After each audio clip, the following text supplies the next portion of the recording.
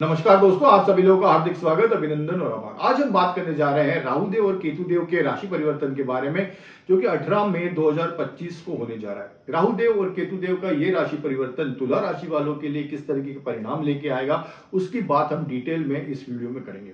हम शनिदेव के गोचर की भी बात करेंगे, हम गुरुदेव के गोचर की भी बात करेंगे, और हम ये भी देखेंगे कि ये चारों प्लैनेट्स का कंबाइंड इफेक्ट तुला राशि पे क्या होने वाला है आने वाले समय के लिए। वर्तमान में राहु देव की बात की जाए तो राहु देव तुला राशि वालों के लिए वर्तमान में षष्ठम भाव में गोचर कर रहे हैं। 18 मई 2025 को राहु देव वक्री अवस्था में पंचम भाव में गोचर शुरू करेंगे। राहु और केतु देव ऐसे प्लैनेट्स हैं जो हर समय वक्री चलते हैं। तो वर्तमान में राहु देव षष्ठम भाव में है। 18 मई को राहु देव षष्ठम भाव से पंचम भाव में जाएंगे। केतु देव वर्तमान में तुला राशि वालों के लिए द्वादश भाव में है। 18 मई 2025 को केतु देव तुला राशि वालों के लिए द्वादश भाव से एकादश भाव में आएंगे। तो राहु देव और केतु देव का जो एक्सिस बन रहा है वो 5 और 11 का बन रहा है। पंचम भाव में राहु और एकादश भाव में केतु।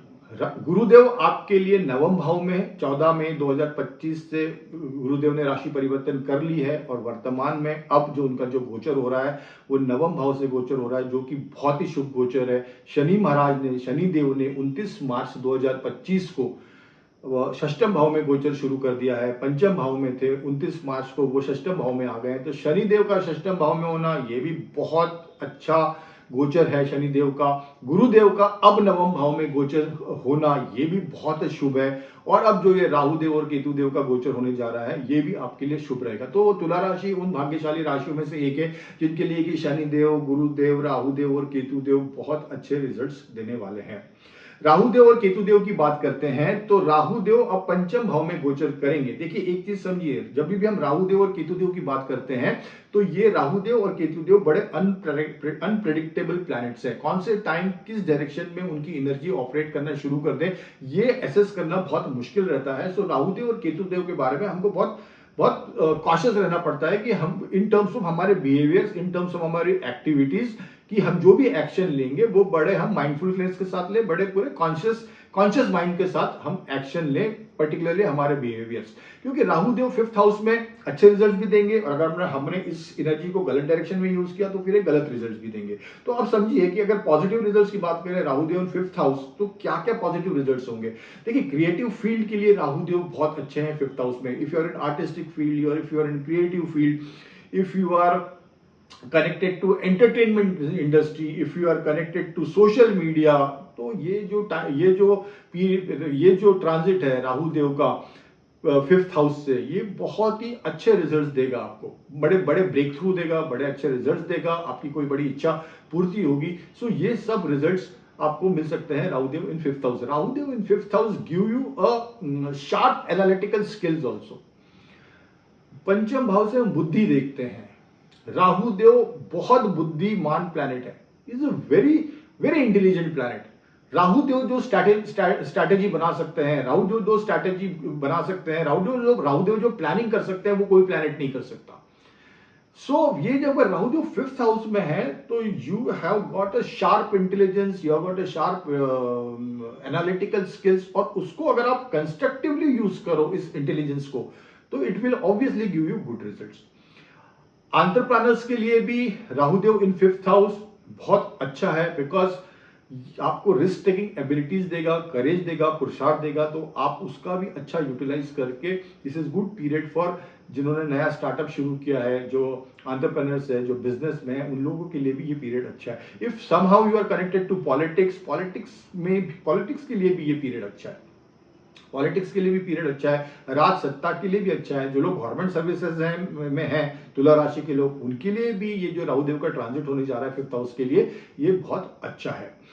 अगर राहु देव 5th हाउस, आपका झुकाव हो सकता है स्पिरिचुअलिटी की तरफ हो, आपका झुकाव हो सकता है ऑकल्ट साइंस की तरफ हो, तंत्र मंत्र विद्या, साइकोलॉजी, ये पढ़ने की तरफ हो, इनका आपका झुकाव, आपको क्यूरियोसिटी हो कि ये सब चीजें क्या हैं, इनके पढ़ूं, इनको समझूं क्या है, तो ये सब भी पॉसिबिलिटीज हैं। राहुदेव अगर आपकी कुंडली में अच्छे प्लेस्ड है, शुभ परिस्थिति में प्लेस्ड है, गुरुदेव वगैरह की दृष्टि है आपकी जन्म कुंडली में, तो ये हो सकता है कि आपको बच्चों के प्रोग्रेस को लेके भी कोई गुड न्यूज दे, उनके प्रोग्रेस को लेके भी आपको अच्छी खबर मिले and you will feeling proud about your children's progress, so that is also strong possibility. So कहने का मतलब ये है कि राहुदेव यहाँ पे की जो एनर्जी है हमको ठीक से इसको यूटिलाइज करना पड़ेगा। अब इसका फ्लिप साइड देखिए, द फ्लिप साइड इज कि अगर इस एनर्जी को अगर राहुदेव कुंडली में प्रॉपरली प्लेस्ड नहीं है या नेगेटिव इन्फ्लुएंस में है, और ये जो एनर्जी बन रही है, बिकॉज राहुदेव और केतुदेव की जो एनर्जी बनती है वो बड़ी स्ट्रांग एनर्जी होती है, बड़ी बड़ी इंटेंस एनर्जी होती है। सो उसको मैनेज करना, उसको टैकल करना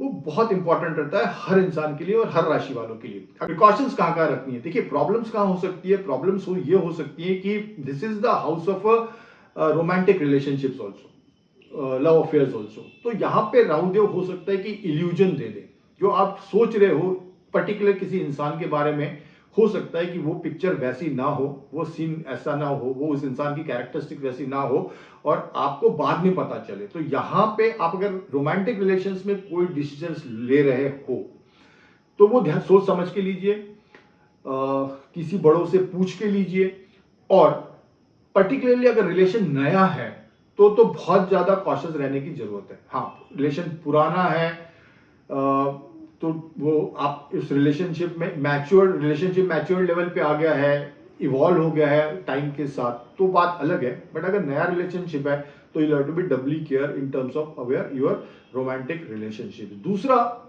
यहाँ पे गैम्बलिंग इन्वेस्टमेंट को भी लेके ध्यान रखिए, because Rahudev in 11th house, Rahudev in 5th house, ये इन्वेस्टमेंट का भी स्थान है, ये शेयर मार्केट का भी स्थान है, ये गैम्बलिंग का भी स्थान है। तो यहां पे अगर आप इन्वेस्टमेंट करते हैं तो आपको लॉन्ग टर्म के लिए करिए, शॉर्ट टर्म के लिए आपको लॉसेस होने के चांसेस हैं।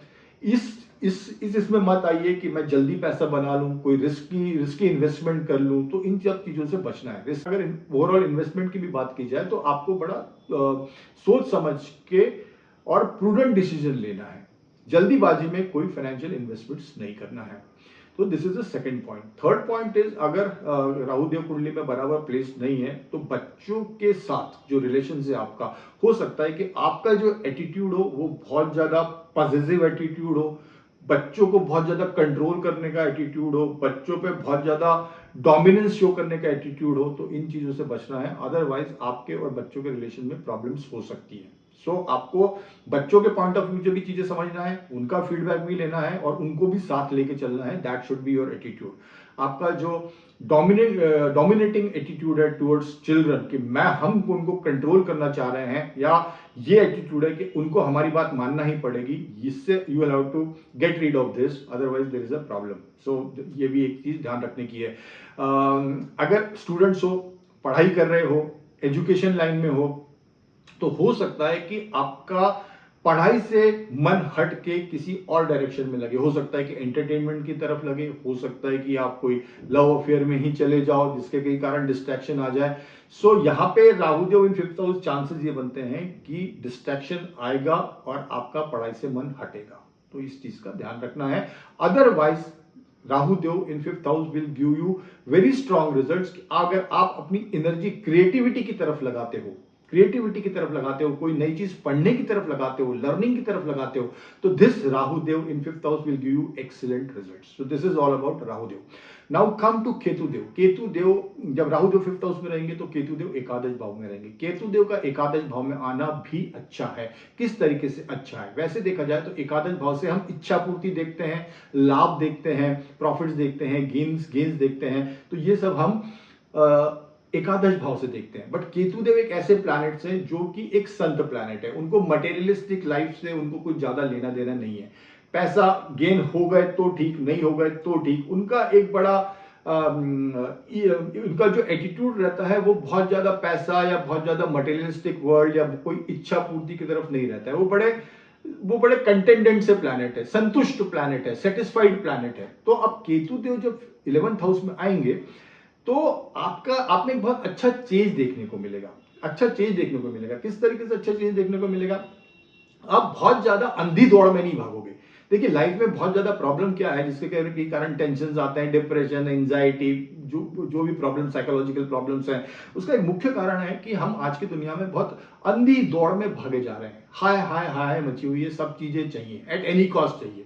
फिर हम ये भी नहीं देखते कि कौन हम वेदर दैट इज जो एक्टिविटी हम कर रहे हैं वो एथिकल है, अनएथिकल है, लीगल है, इलीगल है, अनलॉफुल है, हम ये कुछ नहीं देखते। जनरली बात कर रहा हूं। तो यहां पे केतुदेव क्या करते हैं, जब एकादश भाव में आते हैं तो आपका जो एटीट्यूड रहता है वो बड़ा कंटेंटेंट से एटीट्यूड रहता है। आप सेटिस्फाई रहते हो लाइफ से, जो मिल गया ठीक है, नहीं मिला तो भी ठीक है। एक अंधी दौड़ में नहीं भागते हो, जिससे क्या होता है कि आप में एक पीस आता है, एक शांति आती है मन में। तो जब मन में शांति आती है, पीस आता है, तो आपका दिमाग क्रिएटिविटी की तरफ लगता है, कोई चीज नई करने की तरफ लगता है। आपकी जो एनर्जी है आप बड़े कंस्ट्रक्टिवली यूज करते हो। तो ये केतुदेव का बेनिफिट है 11th हाउस में। और दूसरा इंपॉर्टेंट चीज है इसका, मतलब जो अपना एटीट्यूड होना चाहिए अगर केतुदेव 11th हाउस में, we will have the attitude of let go वाला एटीट्यूड है कि मिला तो ठीक है, नहीं मिला तो ठीक है। जो हम लेट गो वाला एटीट्यूड है ना, सी Ketudev in 11th house will give you strong results मतलब अटूट संपत्ति देते हैं केतुदेव अगर 11th हाउस में है। बट कब देते हैं कि जब आपका एटीट्यूड लेट गो वाला है, आप उस चीज को छोड़ ही देते हो, मतलब आपका उससे कोई लगाव नहीं रहता है। जब आप उस चीज को छोड़ देते हो तो वो चीज पलट के आपके पास आ जाती है, और आती भी कम मात्रा में नहीं है, प्रचुर मात्रा में आती है, इमेंस मात्रा में आपको धन दौलत सब कुछ मिलती है। But here you have to inculcate the habit of let go. So this is the combination which is happening. Rahudev in 5th house, Ketudev in 11th house. तो ये अच्छा कॉम्बिनेशन बन रहा है, इस एनर्जी को अच्छे से यूटिलाइज करिए और आपको बहुत अच्छे रिजल्ट्स मिलेंगे। वैसे भी मैं बता रहा हूं कि तुला राशि सभी दृष्टि से अच्छी राशि है। अब हम बात करते हैं शनिदेव की। शनिदेव षष्ठम भाव में शनिदेव का होना एक बहुत अच्छा प्लेसमेंट है, क्योंकि इनकी जो दृष्टियां रहेंगी, तृतीय दृष्टि अष्टम भाव पे रहेगी, सप्तम दृष्टि द्वादश भाव पे रहेगी, और जो इनकी दशम दृष्टि है वो तृतीय भाव पे रहेगी। तो पुरुषार्थ में वृद्धि होगी, आप एफर्ट्स करोगे, लगन से काम करोगे। इनकी तृतीय दृष्टि जो अष्टम भाव पे आ रही है और द्वादश भाव पे आ रही है, हमारे लिए ये बहुत शुभ है। क्यों? क्योंकि शनिदेव की दृष्टि में जहर होता है। शनिदेव दृष्टि में जहां भी उनकी दृष्टि पड़ेगी वहां पे वो प्रॉब्लम्स को काटते हैं। अब देखिए क्या है, अष्टम भाव एक नेगेटिव स्थान है, द्वादश हाउस भी नेगेटिव स्थान है।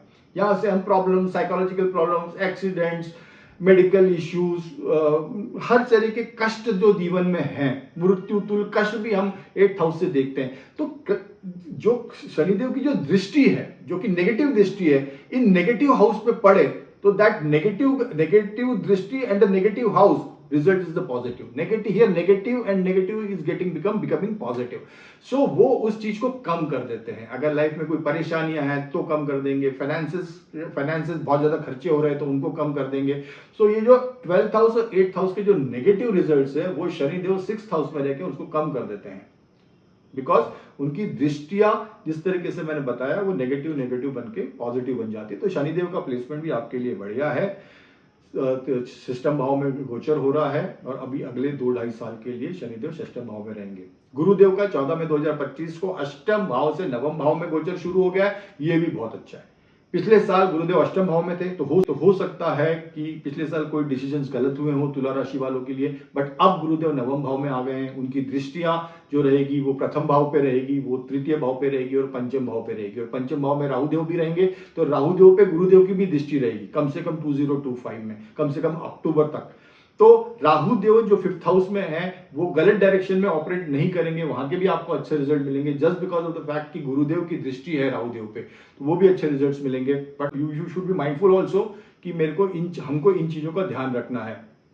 तो गुरुदेव की भी दृष्टि है, और आप खुद भी उस डायरेक्शन में उस एनर्जी को ठीक से यूज करोगे तो वो बहुत अच्छे रिजल्ट्स मिलेंगे। सो गुरुदेव का गोचर नवम भाव से वो भी अच्छा है, शनिदेव का गोचर षष्ठम भाव से वो भी अच्छा है, और राहुदेव और केतुदेव का हमने डिटेल में डिस्कस किया है। तो अगर हम राहुदेव और केतुदेव इधर की एनर्जी को बहुत अच्छे से यूटिलाइज करते हैं तो ये दिस पीरियड जो आने वाला पीरियड है is going to be the one of the best period of our life for तुला राशि।